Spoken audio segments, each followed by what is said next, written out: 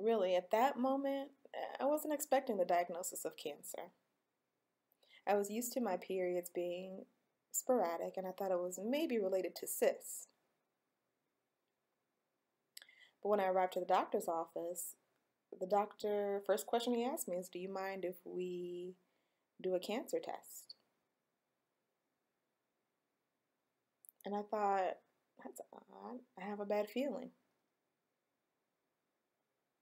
So they did do the biopsy test, and he told me right then and there, you have cancer. That day, I was in shock. I looked at my husband. He was in shock too. We had to continue to talk with the doctor, but my mind was so foggy. I don't even remember what he said. So many thoughts overwhelmed me. And I finally told my husband, I need to get out of here. I just need to be by myself. And my husband said, no, I'll go with you. And I said, no, it'll be okay. I need to be by myself. So I parked in the car at a park, and I just let loose. I cried, I screamed, I went through all the emotions and got everything out. And I was thinking, is my life over? It's just, my mind was a mess. Then I started to feel a little bit more calm and was able to think about things. And I thought, okay, I'll be okay, I'll be okay. And that time is when I was ready to talk about it with my two sons when I got home. And that's when my life changed at that moment.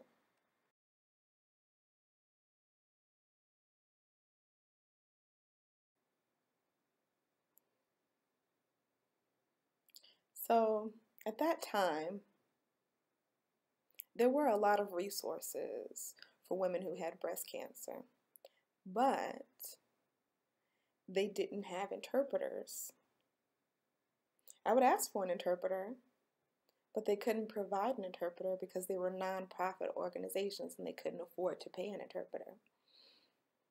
And it was harder then to find volunteer interpreters during that time.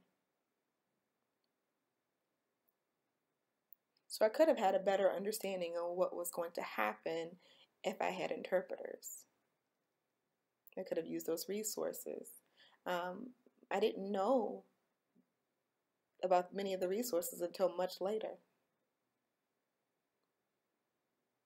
For example, there's some organizations that do provide free dinners, also makeovers, and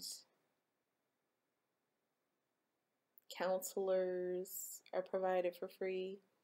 So there's a whole list of resources out there, but again, I couldn't get those because I didn't have access to that information in the group discussions because I didn't have an interpreter. Also, knowing what to expect or how the process goes for chemo to treat cancer. I didn't have access to any of that information. So that's why I'm doing this video, because I don't want deaf people to have the same struggles or frustrations that I went through dealing with cancer.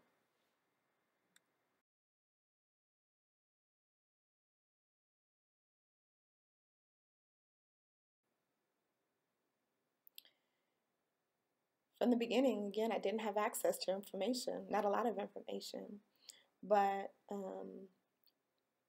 my husband, he was wonderful. He was there being supportive all the way through.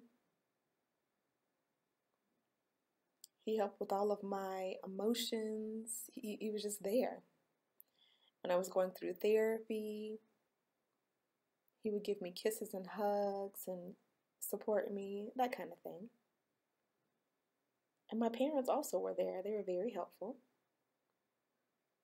And some friends also were helpful in there. When I found out that I had cancer, some friends distanced themselves from me. And I thought, now I know who my true friends are.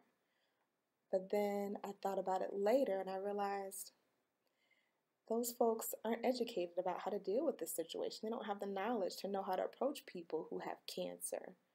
So you have to be sensitive about their situation. Yeah, that's about it.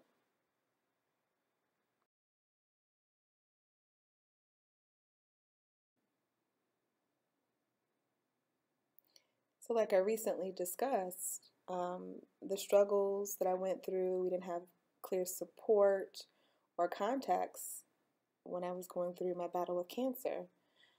Um, when I moved to St. Louis, Missouri, I asked or inquired, who has cancer? And immediately 3 individuals approached me. We met, and the 4 of us, we discussed and shared experiences about our battle with cancer, and we all had the same experience. And that's how we came up with the Pink Wings of Hope.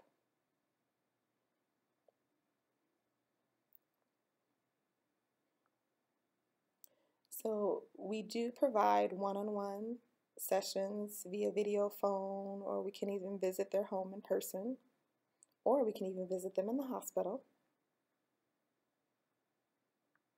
And we also make care packages and send those out. And we also provide services to over 100 individuals. And it's not just women, we provide services for men as well, and their families that support them, or anybody that's related to them. And that's why we set up the Pink Wings of Hope. And we came up with the name because the butterfly is deaf. And that's why we picked that for our name.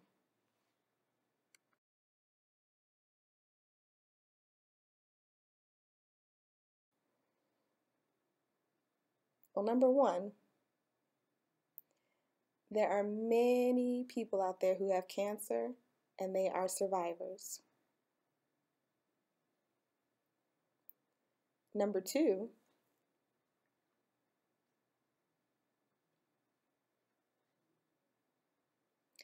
we have family and friends and they can help and be supportive, but will they understand what you're going through as someone who has cancer? No. But we can provide that support. We understand each other. And that's why we have Pink Wings for Hope, because we understand what you're going through and we'll go through it with you. You're not alone. Number three, we can provide information about cancer treatments, what to expect when you do chemo, radiation, and different types of medication, what they're for, and how they'll affect you. So we are there to support you. And if you have any questions, contact us.